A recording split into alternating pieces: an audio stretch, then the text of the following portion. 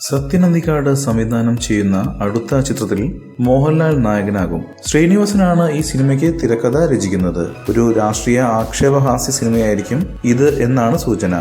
പലതവണ നടത്തിയ ചർച്ചയിലൂടെ കഥയുടെ ഏകദേശ രൂപമായിട്ടുണ്ട്. സന്ദേശം എന്ന എവർഗ്രീൻ രാഷ്ട്രീയ ആക്ഷേപഹാസ്യ ചിത്രത്തിനെ മറികടക്കുന്ന ഒരു സെറ്റൈറിനാണ് ശ്രീനിയും സത്യനും ശ്രമിക്കുന്നത്. സത്യനും ശ്രീനിയും മോഹൻലാലും അവസാനമായി ഒന്നിച്ചത് 1989 വരവേൽപ്പ് എന്ന ആ സിനിമ മെഗാ ഹിറ്റായിരുന്നു. അതിനുശേഷവും പലവട്ടം സത്യനും ശ്രീനിയും ഒരുമിച്ച് സിനിമകൾ ചെയ്തെങ്കിലും ആ കൂട്ടുകെട്ടിലേക്ക് മോഹൻലാൽ എത്തിയിരുന്നില്ല. ഇപ്പോഴിതാ മോഹിപ്പിക്കുന്ന ആ ത്രയം വീണ്ടും വരികയാണ്.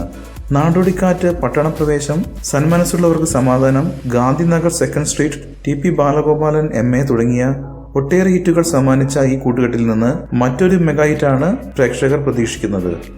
കൂടുതൽ സിനിമാ വാർത്തകൾക്കും വിശേഷങ്ങൾക്കും ഇപ്പോൾ തന്നെ സബ്സ്ക്രൈബ് ചെയ്യൂ മലയാളം ക്രിയേഷൻസ്.